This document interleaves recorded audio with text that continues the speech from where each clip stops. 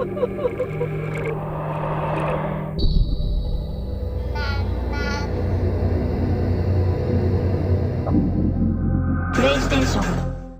What's going on, everybody? Welcome back to the channel. Today we have something a bit different angle, different backdrop a little bit, but it's because we're doing something, because there's the only way I can really do it. I had to lay this out on my bed just so I can actually have a good room to actually showcase what I'm talking about today. You've seen the thumbnail, you've seen the title. Why have I started collecting PS3 games in 2022? It's going to be a bit of a laid back video, a bit chilled, and yeah, talk about what made me jump on the PS3 wagon and start collecting this console from the 7th generation. What games I've got, what the plan is for this collection. Start right now and have a look what I have for PS3. So I just wanted to start out here. I picked up a 250GB PlayStation 3 Slim. It was a bundled listing. Came with 15 games. I paid £70 for this, for the bundle. I won it in a best offer, which is pretty great. I'll show a graphic on screen now showing my best offer win. And if you scroll down, you'll see a stack of games here. I can't think of how many games I have right now. I do have quite a few. I've been trading stuff in, picking up a voucher and getting quite a lot. But yeah, without further ado, we'll go through the collection as it stands right now, show you the plan for the collection and how I will proceed. So we can start off from the left stack as we do. So the first game I have for PS3 on this pile is Far Cry 2. Far Cry 2 for me is probably my favourite Far Cry game. I absolutely love this game. The map is massive, and I mean massive, guys. I must have put like a good 50 hours into the campaign before I realised that I've only been playing half the map, and the second half of the map unlocks. This game is quite ahead of its time, I feel, when it concerns fire and the fire mechanics. Burning stuff in this game is absolutely wicked. I just love absolutely just burning stuff and seeing fire spread and burn, you know, trees down and make it dust pretty much. Disc there, you've got the map and the manual. It's really nice to see manuals in games now. You don't really see that these days with more modern systems, but yeah, really nice to see the manual. That disc art is great. I love the artwork on the cover as well for Far Cry. I think with Far Cry as well, I feel like I love the game. You know, you pick up old rusty weapons from each faction when you kill people in this game, and weapons do jam. You have to, like, you know, kind of unjam weapons, and the way you heal yourself is pretty cool. It's really got some unique healing animations. You pull bullets out your arms and wrap yourself with like first aid bandages and stuff. It's a really kind of almost next level game when it came out in 2009, and I still think it's really good to play now. That's Far Cry 2. Next up is a PS3 launch title, Resistance: Fall of Man. Not 100% familiar with this game. I have played it a long time ago. This came out in 2006, of course. It's a launch title, so my memory is kind of hazy on this, but I remember having more fun with the sequels. I'm going to get to those in due course, of course, but that's Resistance: Fall of Man. Really cool cover art. From what I know, it was a very popular game when it came out. It's probably the only major big game to get on the PS3 when it first launched in 2006. It spawned 2 sequels and a couple of spin-off titles on the portable system, so it must have done really well. Insomniac Games, you may know Insomniac Games from the recent Spider-Man games that have came out. But yeah, that's Resistance: Fall of Man. Next up is a kind of, you know, an old school but also fairly dead franchise at this point. I don't think we've had a game in a long time. But yeah, Ridge Racer 7, a game that I've always wanted to check out. I've watched a lot of retro reviews on it. It looks really great. Drift Your Way to Victory. It's one of those just classic old school arcade racers from Namco, of course. Ridge Racer, remember that one? Ridge Racer! Really looking forward to getting my teeth into this game. It looks like it's going to be a bunch of fun. Bring Ridge Racer back, somebody, because it was a really fun franchise back in the day. Next up is one of the better movie tie-in games I've played. That's Ghostbusters, the video game. A lot of people see this as Ghostbusters 3 because Dan Aykroyd pretty much wrote this game, and it features all the classic members of the Ghostbusters. I really enjoyed this game when it came out. I actually really had a good blast. I know it's a remastered version, but I thought this was cheap enough just to grab the PS3 copy and add it to the PS3 collection.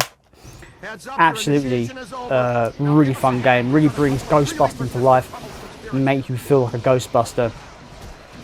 Yeah, really fun game. Not too sure about how it did commercially or critically, but from my estimation, from what I got from it, I thought it was a very good game and one of the better licensed video games we've had in a long time. So yes, Ghostbusters, the video game. Next up is a game that I consider to be fairly overhated. I absolutely adored this game when it came out originally. Hot off the heels of Resident Evil 4, of course, which pretty much blew up the games industry and really brought some changes to how games are made, and obviously made the over-the-shoulder camera really prominent in video games. Resident Evil 5, a really fun Resident Evil game. May not be a horror like you would expect from Resident Evil, but it's a very fun co-op action game that I really enjoyed. It's got a ton of replay value as well. Yeah, just holding this game in my hand just brings back so much nostalgia feelings. This is when Chris Redfield wasn't absolutely like jacked like Arnold Schwarzenegger.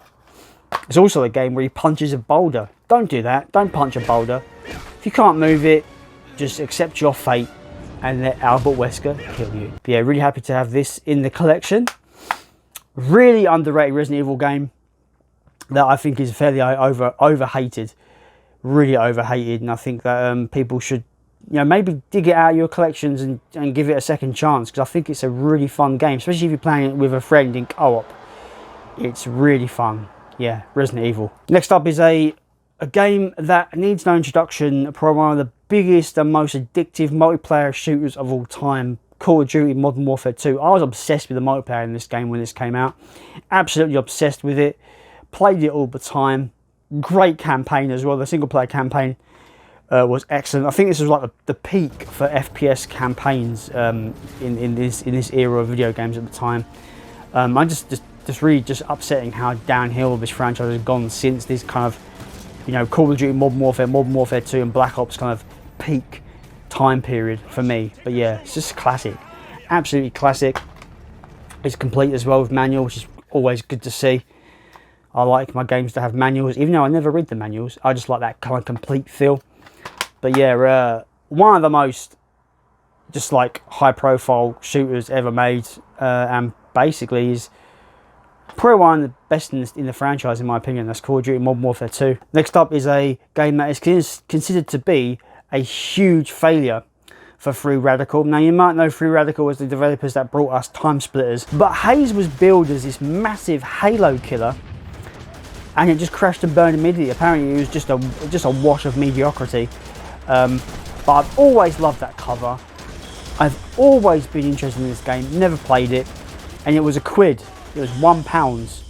So I thought, why not give this the time where it deserves a bit of a chance. Maybe it might be a bit of a sleeper hit, a bit of a hidden gem. Maybe it's like actually better than the critical reception back in the day, but we'll see. Yeah, and that's Haze. This is also complete with manual, which I'm really happy about. So yeah, that's that could go both ways. It could be awful, it could be good. I don't know. We'll see, I suppose. That's Haze. Next up, I know we mentioned about the sequels to Resistance. Resistance 2. Now, I played this way before I played the first game.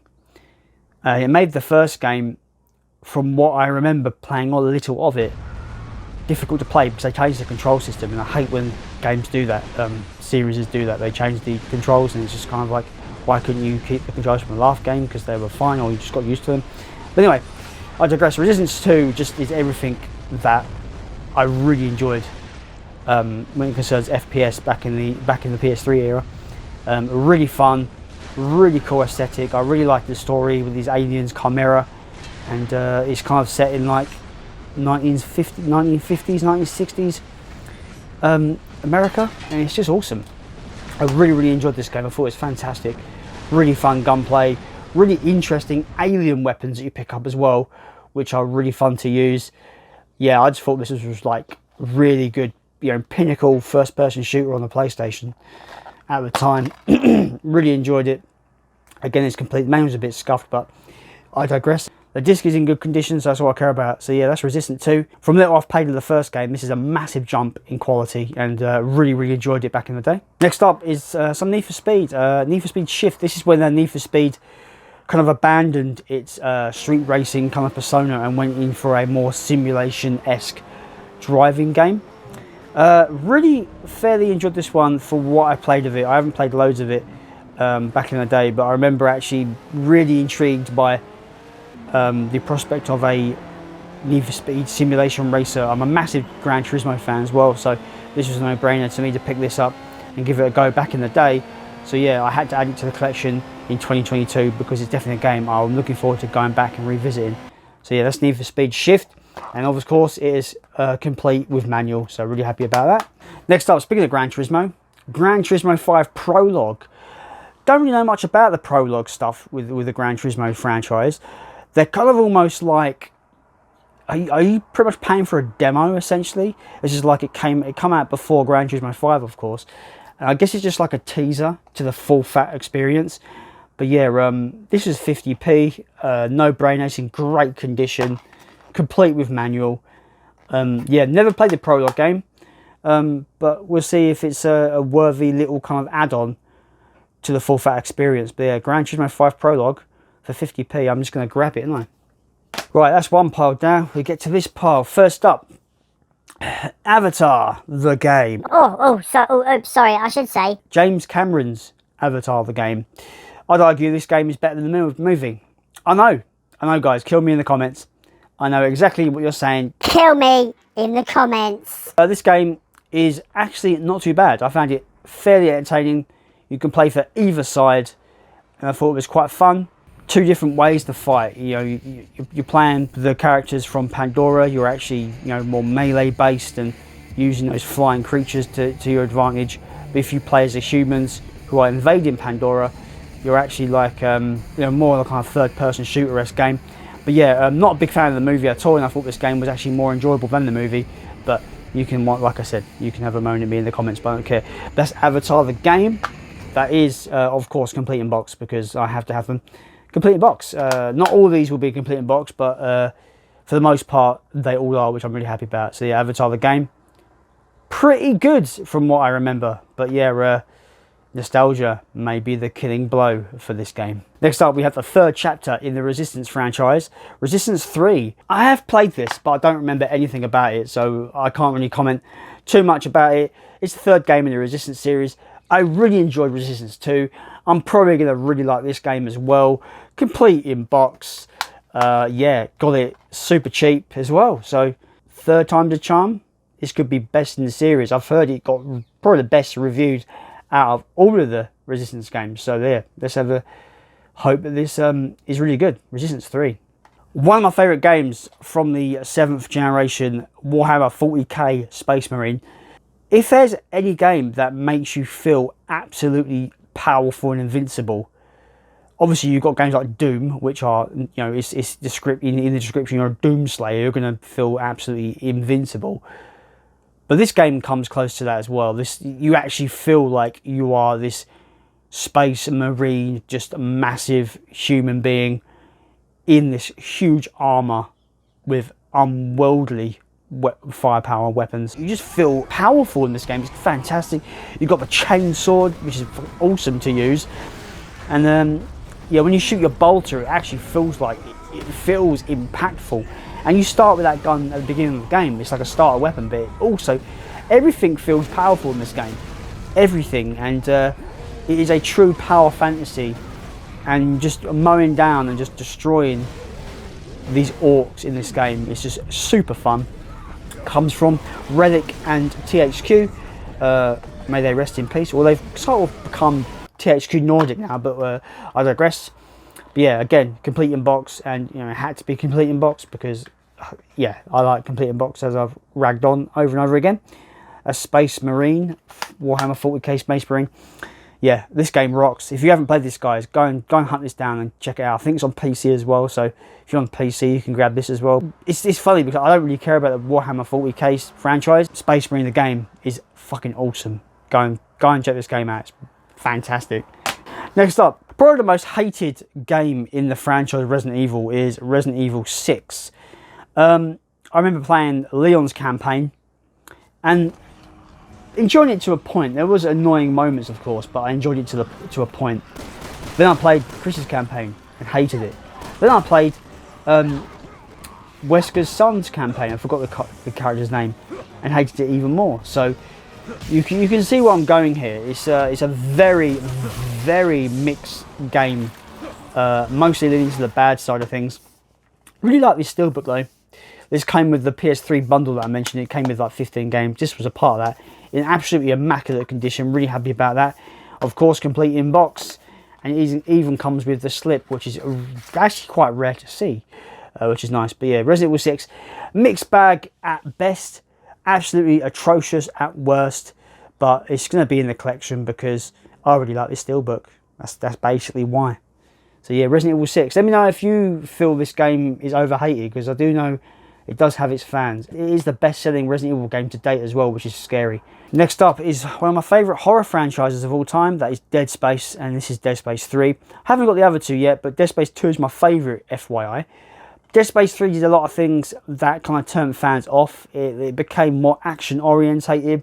It started the whole kind of microtransaction seeping its way into video games.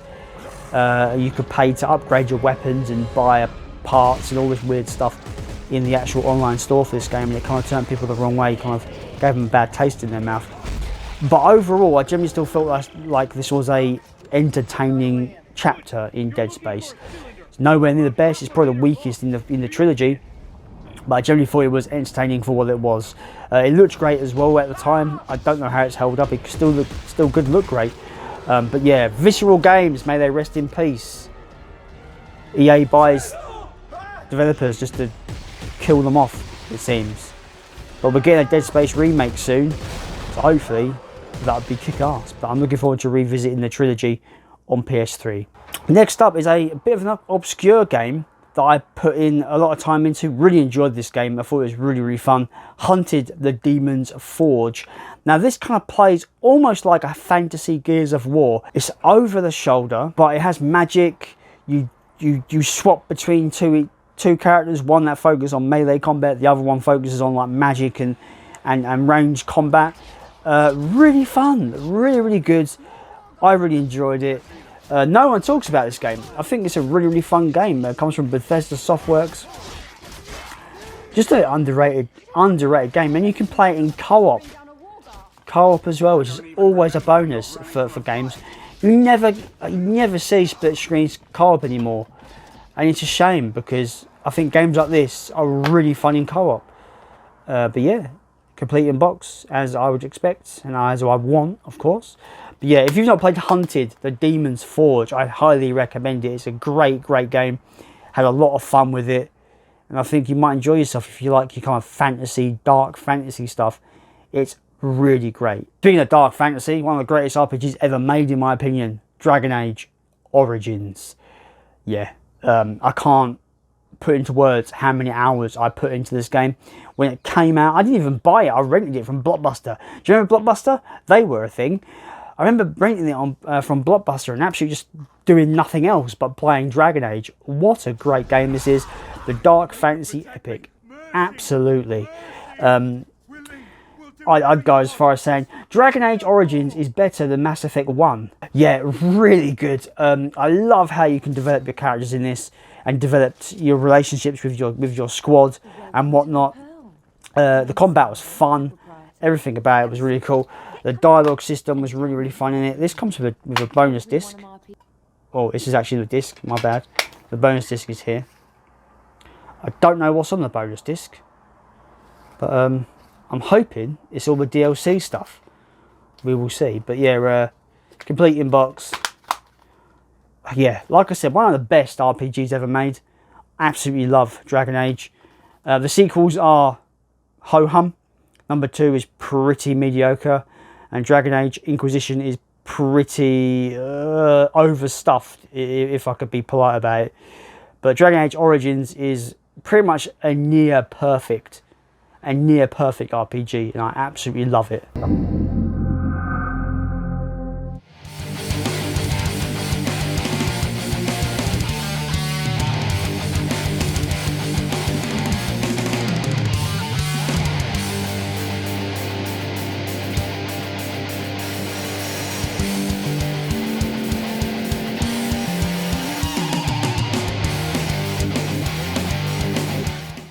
Next up is a little oddity no one probably knows about. This probably goes under the radar for a lot of people, and probably did back then. Sega and Bizarre Creations gave us a game called The Club.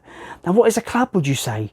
Club is a really fast-paced, fun action shooter that's all about being creative in how you take out enemies, and it's almost got this kind of like Tony Hawk kind of multiplier combo kind of score attack kind of vibe to it, and it's so much fun, man. Like when you get the groove and you're trying to do a run as quick as possible, it's great for speed running as well.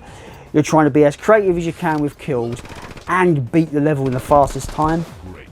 This game was addictive back in the day for me. I absolutely loved it. I had to get it for the collection. It's trapped on this generation of consoles, which is a shame. I don't think it did very well at all. Kills earn scores. Scores bring success. Success means survival. That's probably the best way this game can explain really how it works. Just so much fun. Absolutely fun.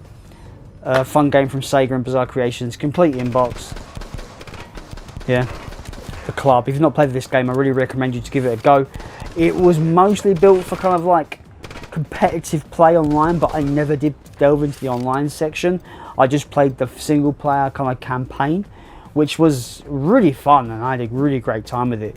Like I said, it's this weird kind of arcade shooter, Tony Hawk score attack thing. It's so interesting and so different to everything that came out when it concerns third-person shooters. It was very different, and I really enjoyed this one. So yeah, that's The Club. Next up is Ni no Kuni, one of the best Japanese RPGs on the system, in my opinion. Comes from Level 5 Games and Bandai. But the story and art was from Studio Ghibli. You may know that studio, who brought you the films like Princess Mononoke, Spirited Away, My Neighbor Totoro, stuff like that. But this game is kind of like a weird amalgamation of kind of turn-based JRPG combat with a weird kind of monster collecting and battling system, kind of like Pokemon. Really good. The story is heartbreaking but also really compelling, and the actual beat-to-beat gameplay is really addictive and really fun. Like I said, probably the best Japanese RPG on the system, and as always, it's complete in box. Really happy about that. So that is Ni no Kuni. Highly recommend it if you like your JRPGs. But again, if you like your JRPGs, you've probably already played this already. In my opinion, one of the most underrated racing game ever made. This game, I'm just excited to jump back in and play. I put so much time into this game. It was so ahead of its time when it came out. It didn't do too well, and it's been forgotten about. We are finally getting a new game in the Test Drive Unlimited franchise this year or next year, and it's been announced anyway. So I'm hyped for that game. Test Drive Unlimited 2, wow. It's almost like a life sim crossed with a racing game. It's absolutely just brilliant. I think it's so much fun to enter races, to go to dealership. You can walk around dealerships and actually look at cars, get in them, rev them up, mess around with the colours. It's just, there's so much depth and experimentation with this racing game that I think a lot of people, that especially petrol heads in general, would actually get a lot of fun out of this. As a racing game fan, I just think it's one of the best in the genre.